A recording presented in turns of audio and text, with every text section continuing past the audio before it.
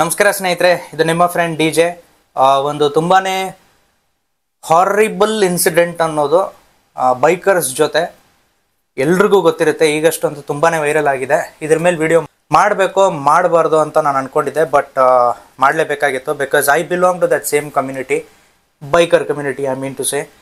So ಹಾಗಾಗಿ ಗುಡ್ಗಾವ್ನಲ್ಲಿ ಆಗಿರೋದಿದು. Gurgaon can call it as Dwarka expressway ಹತ್ರ ಒಂದು 10-12 ಬೈಕರ್ಸು, ಸೂಪರ್ ಬೈಕ್ಸು, 15-20 ಲಕ್ಷದ ಗಾಡಿಗಳು ಇಟ್ಕೊಂಡು ಹಿಂಗೆ ಒಂದು ಬ್ರೇಕ್ಫಾಸ್ಟ್ ರೈಡ್ ಮಾಡೋಣ ಹೋಗೋಣ ಅಂತ ಅಂದ್ಬಿಟ್ಟು ಹೊರಟಿದ್ರು. ಆ ಟೈಮಲ್ಲಿ ಸೂಪರ್ ಬೈಕ್ಸ್ ಅಂದರೆ ಗೊತ್ತಲ್ಲ, ಒಂದಷ್ಟು ಸ್ಪೀಡ್ ರನ್ಸ್ ಅನ್ನೋದು ಇರುತ್ತೆ. ಸೊ ಆ ಟೈಮಲ್ಲಿ ಸೆಂಟ್ರಲ್ಲಿ ಯಾವುದೋ ಸ್ಕಾರ್ಪಿಯೋ ಅನ್ನೋದು ಹೋಗ್ತಾ ಇತ್ತು. ಆ ಸ್ಕಾರ್ಪಿಯೋನಲ್ಲಿ ಒಂದು 4 ಜನರು ಅನ್ಕೊತೀನಿ, 4-5 ಜನರು. ಆ ಹುಡುಗರು ನಿಮ್ಗೆ ಅಲ್ಲಿ ಕಾಣಿಸಿರ್ಬೋದು ವಿಡಿಯೋನಲ್ಲಿ. ಸೊ ಅವರು ಜಿಮ್ ಓನರ್ಸು ಅಥವಾ ಜಿಮ್ ಪಾರ್ಟ್ನರ್ಸು, ಅದು ಏನೋ ಗೊತ್ತಿಲ್ಲ, ಅದು ಏನಿದೆಯೋ ಸರಿಗೆ ಬಿಲ್ಟು ಘಟೋದ್ಗಜಗಳು ಕಾರಲ್ಲಿ ಹೋಗ್ತಾ ಇದ್ದಾಗ ಇವ್ರು ಪಾಸ್ ಮಾಡಿದ್ದಾರೆ ಪಕ್ಕದಿಂದ. ಒಂದು ಸ್ವಲ್ಪ ಜೋರಿಗೆ ಹೋಗಿರ್ತಾರೆ, ಗಾಡಿ ಪಾಸ್ ಆಗಿರುತ್ತೆ. ಸೂಪರ್ ಬೈಕ್ಸ್ ಗೊತ್ತಲ್ಲ, ಪಾಸ್ ಆಗುವಾಗ ಒಂದು ಒಳ್ಳೆ ಸೌಂಡ್ ಎಲ್ಲ ಬರುತ್ತೆ. ಸೊ ಏನಾಗತ್ತಂದರೆ ಈ ಸೂಪರ್ ಬೈಕ್ಸ್ನ ಕಂಡ್ರೆ ಯಾಕೋ ತುಂಬ ಜನರಿಗೆ ಆಗೋದೇ ಇಲ್ಲ. ಬೈಕರ್ಸ್ನ ಕಂಡ್ರೇ ಕೆಲವ್ರಿಗೆ ಆಗಲ್ಲ. ಹೆಲ್ಮೆಟ್ ಹಾಕ್ಕೊಂಡು, ಜಾಕೆಟ್ ಹಾಕ್ಕೊಂಡು, ಗ್ಲೌಸ್ ಹಾಕ್ಕೊಂಡು, ಒಳ್ಳೆ ರೈಡಿಂಗ್ ಪ್ಯಾಂಟ್ ಹಾಕ್ಕೊಂಡು, ಒಂದು ಒಳ್ಳೆ ಡೀಸೆಂಟ್ ಗಾಡಿ ನೀಟಿಗೆ ಓಡಿಸ್ಕೊಂಡು ಹೋಗ್ತಾ ಇರೋ ರೋಡಲ್ಲಿ ಇವನು ಪಕ್ಕ ರೇಸ್ಗೆ ಹೋಗ್ತಾ ಇರೋದು. ಇವನು ಒಂದು 4-5 ಜನರನ್ನ ಅವ್ನ ಗಾಡಿ ಕೆಳಗಡೆ ಸಾಯಿಸ್ಬಿಟ್ಟೆ ಬರೋದು. ಇವನು ಇವತ್ತು ಅಮಾಯಕರನ್ನ ಸಾಯಿಸ್ಬಿಟ್ಟು ಬರ್ತಾನೆ ಅಂತ ಒಂದು ಪರ್ಸೆಪ್ಷನ್ ಕ್ರಿಯೇಟ್ ಮಾಡಿಬಿಟ್ಟಿದ್ದಾರೆ ಸೊಸೈಟಿನಲ್ಲಿ ಬೈಕರ್ಸ್ ಅಂದರೆ. ಸೊ ಅದ್ರ ಏನು ಮಾಡೋಕ್ಕಾಗುತ್ತೆ ಇದ್ರ ಬಗ್ಗೆ ಹೇಳಿ. ನಾವು ಬೈಕರ್ಸ್ ಆಗಿ ನಾವೇ ಈ ಪರ್ಸೆಪ್ಷನ್ನ ಚೇಂಜ್ ಮಾಡಬೇಕು ಬೈ ರೈಡಿಂಗ್ ಇಟ್ ರೆಸ್ಪಾನ್ಸಿಬಿಲಿ. ಅದಕ್ಕೆ ನಾನು ಯಾವುದೇ ಒಂದು ನನ್ನ ಬ್ಲಾಗಲ್ಲಿ ನಾನು ಯಾವಾಗಲೂ ಅಂತೀನಿ, ವಿಲೇಜ್ ಲಿಮಿಟ್ಸ್ ಹೋದಾಗ ಸ್ವಲ್ಪ ರೆಸ್ಪಾನ್ಸಿಬಲ್ ಆಗಿ ರೈಡ್ ಮಾಡಿ. ಎಲ್ಲಿ ನಿಮಗೆ ಹೈವೇಸ್ ಆದ್ರೂ ತುಂಬ ಟ್ರಾಫಿಕ್ ಅನ್ನೋದು ನಿಮ್ಮ ಅಕ್ಕಪಕ್ಕದಲ್ಲಿದ್ದರೆ ದಯವಿಟ್ಟು ಆರಾಮಾಗಿ ಓಡಿಸಿ. ಅಲ್ಲಿಂದ ಏನು ಜಿಗ್ಜಾಗ್ ಮಾಡ್ಕೊಂಡು ಹೋಗೋದು ಹಂಗೆ ಓಡಿಸ್ಬಿಟ್ರೆ ಫೈನ್ ಬಾಬಾ, ನಿಮ್ಗೆ ರೈಡಿಂಗ್ ಬರುತ್ತೆ. ತುಂಬ ಎಕ್ಸಲೆಂಟ್ ರೈಡ್ರು ನೀವು, ನಿಮ್ಗೇನು ಯಾರೂ ಹಿಡಿಯೋಕ್ಕಾಗಲ್ಲ. ವೆರಿ ಗುಡ್ ಬಾಬಾ, ಓಡಿಸಿ. ಬಟ್ ಏನಾದ್ರು ಅನಾಹುತ ಆಗಿಬಿಟ್ರೆ ಟೈಮ್ ಹೇಳಿ ಕೇಳಿ ಬರಲ್ಲಲ್ಲ ಅಲ್ವಾ? ಸೊ ಅದಕ್ಕೇನೆ ಆದಷ್ಟು ನಮ್ಮ ಕೈಯಿಂದ ನಾವು ಅವಾಯ್ಡ್ ಮಾಡೋಕ್ಕಾಗುತ್ತೆ ಇಂಥ ಸಿಚುವೇಶನ್ಸ್ನ ಅವಾಯ್ಡ್ ಮಾಡಬೇಕಾಗುತ್ತೆ. So let that be a side. ವಾಪಸ್ ಟಾಪಿಕ್ಗೆ ಬರೋಣ. ಈ ಸ್ಕಾರ್ಪಿಯೋನಲ್ಲಿ ಅವರು ಒಂದು 4 ಜನರು ಇದ್ದರು. They were already consuming alcohol, ಅಂದರೆ ಆಲ್ಕೋಹಾಲ್ನ ಕುಡ್ಕೊಂಡೆ ಆರಾಮಾಗಿ ಸ್ಕಾರ್ಪಿಯೋಲ್ಲಿ ಹೋಗ್ತಾ ಇದ್ರು. ಇದೆಲ್ಲ ನಾರ್ತ್ ಸೈಡಲ್ಲೆಲ್ಲ ಕಾಮನ್. ಇದು ಡ್ರಗ್ಸ್ ಹಾಕೊಂಡು ಓಡಿಸೋದು, ಕುಡ್ಕೊಂಡು ಓಡಿಸೋದು, ಇದೆಲ್ಲ ಏನು ಅವ್ರಿಗೆ. ಸೊ ಅವ್ರು ಹಂಗೆ ಹೋಗ್ತಾ ಇದ್ರು. ಅದೇ ಟೈಮ್ಗೆ ಪಕ್ಕದಿಂದ ರಕ್ ಅಂತ ಹೋಗಿರ್ತಾರೆ ಸೂಪರ್ ಬೈಕರ್ಸು. ಅಫ್ಕೋರ್ಸ್ ನಾರ್ಮಲ್ ಮನುಷ್ಯನಿಗೆ ಉರಿಯುತ್ತೆ, ನಾನು ಹೇಳಿದ್ನಲ್ಲ ನಿಮಗೆ. ಇನ್ನು ಇವ್ರು ಕುಡಿದ್ಬಿಟ್ಟು ಇನ್ನು ಜಿಮ್ ಬಾಡಿ ಎಲ್ಲ ಮಾಡ್ಕೊಂಡು ಘಟೋದ್ಗಜಗಳು ತಿರುಗಿದಾಗ ಇನ್ನಷ್ಟು ಉರಿದ್ಬಿಟ್ಟೈತೆ ಕೆಳಗಡೆ. ಏನಪ್ಪ ಇವನು ನಮ್ಮ ಸ್ಕಾರ್ಪಿಯೋ ಇವನು ಓವರ್ಟೇಕ್ ಮಾಡೋದು. ಸೊ ಈಗೋ ಅಂತ ಬಂದಮೇಲೆ ಇವನೇನು ಮಾಡೋನೆ, 100 ಕಿಲೋಮೀಟರ್ ಸ್ಪೀಡಲ್ಲಿ ಇವ್ರನ್ನ ಫಾಲೋ ಮಾಡಿದ್ದಾನೆ. ಇನ್ನೇನು ಒಂದು ಬೈಕರ್ಗೇನೋ ಟಚ್ ಆಗೋ ಥರ ಏನೋ ಸೀನ್ ಇತ್ತು ಅನ್ಸುತ್ತೆ. ಇವ್ರು ಏನಕ್ಕಪ್ಪ ಇವನ ಜೊತೆ ಸುಮ್ಮನೆ, ಅದು ಯಾವುದೋ ಒಂದು ಹಳೆ ಇನ್ನೊಂದು ಇನ್ಸಿಡೆಂಟ್ ಆಗಿದ್ದು ಇದೇ ಥರ. ಅದು ಯಾವುದೋ ನಾರ್ತ್ ಇಂಡಿಯಾನಲ್ಲಿ ಆಗಿದ್ದು, ನಂಗೆ ನೆನಪು ಬರ್ತಾ ಇಲ್ಲ. ನಿಮ್ಗೆ ಗೊತ್ತಿದ್ರೆ ಹೇಳಿ ನನಗೆ. ಹಿಂಗೆ ಏನೋ ಸೀನ್ ಆಗಿತ್ತು, ಬೈಕರ್ನ ಬೀಳ್ಸೇ ಬಿಟ್ಟಿದ್ದ. ಯಾವುದೋ ಬುಲೆಟ್ ಗಾಡಿನೇ, ಯಾವುದೋ ರಾಯಲ್ ಎನ್ಫೀಲ್ಡ್ ಗಾಡಿನೇ ಟಚ್ ಮಾಡ್ಬಿಟ್ಟು ಬೀಳಿಸ್ಬಿಟ್ಟಿದ್ದ. ಇದೇ ಥರ ಸೀನ್ ಎಲ್ಲೋ ಡೆಲ್ಲಿನ ನಾರ್ತ್ ಇಂಡಿಯಾನೇ ಸೀನ್ ಇದು. ಆ ಸೀನು ಇವ್ರಿಗೆ ಜ್ಞಾಪಕ ಬಂದಿರುತ್ತೆ, ಈ ಥರ ಆಗೋದು ಬೇಡಪ್ಪ ನಿಲ್ಲಿಸ್ಬಿಡೋಣ ಅಂದ್ಬಿಟ್ಟು ಯಾವುದೋ ಒಂದು ಎಕ್ಸ್ಪ್ರೆಸ್ ವೇ ಕೆಳಗಡೆ, ಬ್ರಿಡ್ಜ್ ಕೆಳಗಡೆ ನಿಲ್ಲಿಸ್ಬಿಟ್ಟಿದ್ದಾರೆ. ಇವನು ಇನ್ನೆಂದ ಬಂದ್ಬಿಟ್ಟು ಇವನೇನು ಮಾಡೋನು, ಈ 4 ಜನರು ಬಂದ್ಬಿಟ್ಟು ಅವರು ಮುಂದೆ ಹಾಕ್ಬಿಟ್ರು. ಇವನೇನು ಅನ್ಕೊಂಡ್ರು ಓಕೆ ಮಾತಾಡ್ಸಕ್ಕೆ ಬರ್ತಾ ಇರ್ಬೋದು ಏನೋ ಹಂಗೆ ಹಿಂಗೇನು.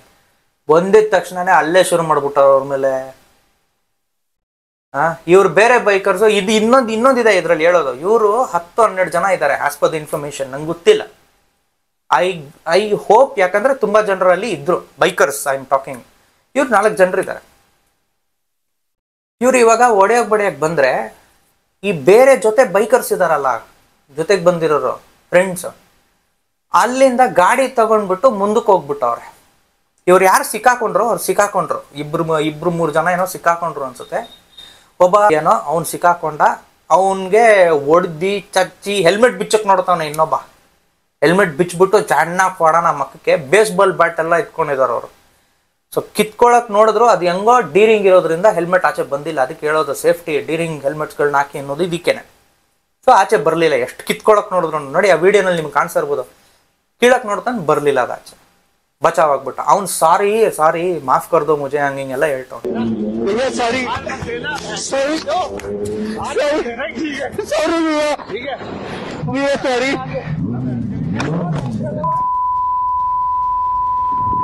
भैया सॉरी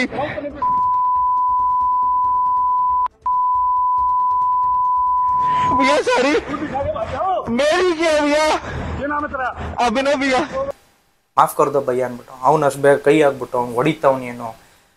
ಇನ್ನೊಬ್ಬ ಬಂದ್ಬಿಟ್ಟು ಕೈನಲ್ಲಿ ಹೊಡೆದ್ಬಿಟ್ಟು ಆ ಹೆಲ್ಮೆಟ್ ವೈಸರ್ ಎಲ್ಲ ಕಿತ್ಕೊಂಡು ಹೋಗ್ಬಿಡ್ತಾ ಇದೆ. ಏನಿದು ಏನು ಎಲ್ಲಿಗೆ ಹೋಗ್ತಾ ಇದೆ ಹೇಳಿ. ಒಂದು ರೋಡ್ ರೇಜ್ ಅನ್ನೋದು ಎಷ್ಟು ಕಾಮನ್ ಅಂದರೆ ಇಂಡಿಯಾನಲ್ಲಿ. ಇದ್ರ ಮೇಲೆ ನಾನೊಂದು ಸೆಪ್ರೇಟ್ ವಿಡಿಯೋ ಮಾಡ್ತೀನಿ. ಬಟ್ ಸದ್ಯಕ್ಕೆ ಈ ಸಿಚುವೇಶನ್ ಬಗ್ಗೆ ಹೇಳೋಣ, how to avoid road rage ಅಂತ I mean to say. But ಈ ಥರ ರೋಡ್ ರೇಜಸ್ನ ಅವಾಯ್ಡ್ ಮಾಡ್ಲಿಕ್ಕಾಗಿಲ್ಲ ಅಂದರೆ ಅವ್ರಾಗವ್ರೆ ನಮ್ಮ ಮೈ ಮೇಲೆ ಬಂದಾಗ ದಿಸ್ ಇಸ್ ವಾಟ್ ಹ್ಯಾಪನ್ಸ್, ಇದೇ ನಡೆಯೋದು. ಆ್ಯಂಡ್ ಇದನ್ನು ಹೇಳೋರು ಕೇಳೋರು ಯಾರಿಲ್ಲ. And let's come back to the point. ಈ ಯಾರೋ 10-12 ಜನ ಬೈಕರ್ಸ್ ಇದ್ರಲ್ಲ, ಇವರಿಬ್ಬರು ಸಿಕ್ಕಾಕೊಂಡ್ರು ಅಂದ್ಬಿಟ್ಟು ಅವ್ರೇನಂತಾರೆ ಅವ್ರ ಕ್ಲಾರಿಫಿಕೇಶನಲ್ಲಿ, ನಮ್ಮ ಹತ್ರ 15-20 ಲಕ್ಷದ ಗಾಡಿಗಳಿವೆ, ಆಲ್ರೆಡಿ ಅವ್ರಿಬ್ಬರು ನಡ್ಕೊಂಡಿದ್ದಾರೆ. ನಾವು ಫಸ್ಟು ಯಾರೇ ಯೋಚನೆ ಮಾಡಿದ್ರು ಫಸ್ಟ್ ಯೋಚನೆ ಮಾಡೋದು ನಮ್ಮ ಗಾಡಿಗಳನ್ನ ನಾವು ಸೇಫಿಗೆ ಇಟ್ಕೊಳ್ಳೋಣ ಅಂದ್ಬಿಟ್ಟು ಗಾಡಿ ಮುಂದಕ್ಕೆ ತೊಗೊಂಡೋಗ್ಬಿಟ್ಟು ನಿಲ್ಲಿಸ್ಬಿಟ್ಟು ನಡ್ಕೊಂಬರೋಣ ಅಂತ ಹೋಗಿತಾರಂತೆ. ಏನು ಗುರು ಮಾತಿದು ಅಲ್ಲ. ನೀವೇ ಯಾರನ್ನ ಒಬ್ಬರು ಈ ವಿಡಿಯೋನ ನೀವು ನೋಡ್ತಿದ್ದೀರಾ, ನೀವು ನಿಜವಾಗ್ಲೂ ಬೈಕ್ ರೈಡರ್ಸ್ ಅಂದರೆ ನಿಮ್ಮ ಮನ್ಸ್ ಮೇಲೆ ಕೈ ಇಟ್ಟು ನೀವೇ ಹೇಳಿ, ನೀವು ರೈಡ್ಗೆ ಆಚೆ ಹೊರಟಾಗ ಯಾರನ್ನ ಒಂದು ನಿಮ್ಮ ಜೊತೆ ಫ್ರೆಂಡ್ಸ್ ಇದ್ದಾರೆ ಅಂದರೆ ಒಬ್ಬರು 2 4 ಜನನೋ 10 ಜನನೋ ಮನೆಯಲ್ಲಿ ನೀವು ನಾನು ಇಷ್ಟಿಷ್ಟು ಇಂಥ ಜನರ ಜೊತೆ ಹೋಗ್ತಾ ಇದ್ದೀನಿ ಅಂತ ತಾನೇ ನೀವು ಹೇಳ್ಬಿಟ್ಟು ಆಚೆ ಬರೋದು. ಆ್ಯಂಡ್ ನಿಮ್ಮ ಮನೆಯಲ್ಲಿ ಯಾಕೆ ಕೇಳ್ತಾರೆ, ಏನಪ್ಪ ಒಬ್ಬನೇ ಹೋಗ್ತಿದ್ಯಾ, ಎಷ್ಟು ಜನರು ಇದ್ದಾರೆ ಅಂತ ಕೇಳಿದ್ರೆ ಅವ್ರು ಕೇಳೋದು ಏನಂದರೆ ಅಟ್ಲೀಸ್ಟ್ ಅವ್ರಿಗೆ ಮನ್ಸಿಗೆ ಸಮಾಧಾನ, ಇವನು ಒಬ್ಬನೇ ಹೋಗ್ತಾ ಇಲ್ಲಪ್ಪ, 4 ಜನರು ಜೊತೇಲಿದ್ದಾರೆ, ಅವ್ರ ಜೊತೆಗಿದ್ಬಿಟ್ರೆ ಏನೇ ಆದ್ರೂ ಒಂಥರ ಸೇಫ್ಟಿ ಇರುತ್ತೆ ಅಲ್ವಾ. ಇದು ಸೇಫ್ಟಿನ, ಇದು ಸೇಫ್ಟಿ ಥರ ನಡ್ಕೊಂಡ್ರ ಅವರು ಜೊತೆಲಿರೋರು. ನಾನೇನು ಕಮೆಂಟ್ ಮಾಡೋದು ಏನು ಹೇಳೋದು ನಂಗೆ ಗೊತ್ತಿಲ್ಲ. ಇದು ಫಸ್ಟ್ ಪಾಯಿಂಟ್. ಬೈಕ್ಸ್ ದುಡ್ಡು ಮುಖ್ಯನಾ ಇಲ್ಲಿ? ಅವನಿಗೊಮ್ಮೆ ಬೇಸ್ಬಾಲ್ ಬ್ಯಾಟ್ ತೊಗೊಂಡು ಹೆಲ್ಮೆಟ್ ಮೇಲೆ ಹೊಡಿಯೋಕೆ ಹೋಗ್ತವನೆ, ರಪ ಅಂತ ಪಂಚ್ ಹೊಡಿತವ್ರೆ ಹೆಲ್ಮೆಟ್ ಮೇಲೆ. ಇವ್ರು ಅದನ್ನ ನೋಡಿಕೊಂಡು ಫಸ್ಟು ಬೈಕ್ಸ್ನ ನಾವು ಸೇಫ್ ಮಾಡೋಣ, ಆಮೇಲೆ ನಾವು ನಡ್ಕೊಂಬರೋಣ ಅಂತ ಯೋಚನೆ ಮಾಡ್ತಾರೆ. ಯಾರು ಸರ್ ಇದು? ಏನಾಗ್ಬಿಟ್ಟೈತೆ ಈಗಿನ ಕಾಲದ ಫ್ರೆಂಡ್ಶಿಪ್ಗೂ ನಂಗೆ ಅದೇ ಅರ್ಥ ಆಗ್ತಾ ಇಲ್ಲ. ಹಿಂಗಿದ್ದಾರೆ. ಹಂಗೆ ಹೋಗ್ಬಿಟ್ಟು ಅವ್ರು ಬರೋಷ್ಟ್ರೊಳಗಡೆ ಇವರು ಹೊಡೆದ್ಬಿಟ್ಟು ಎಲ್ಲ ಗಾಡಿ ಎಲ್ಲ ಜಚ್ಬಿಟ್ಟು ಒಂದು C900 ಚಚ್ಚವ್ರೆ ಇವರು. ಯಾರಿಗುರು? ಯಾರು ಅವ್ರು ಕೊಡಿಸಿದ್ರ? ಅವ್ರ ಅಪ್ಪ ಕೊಡಿಸಿದ್ನ? ಅವ್ನು ಬೇಸ್ಬಾಲ್ ಬ್ಯಾಟ್ ತಗೊಂಡು ಹೊಡಿತಾ ಇದ್ರಲ್ಲ 2 ಜನ ಗಾಡಿನ, ಅವ್ರ ಅಪ್ಪಂದರು ಯಾರನ್ನ ಕೊಡಿಸಿದ್ರ ಆ ಗಾಡಿನ?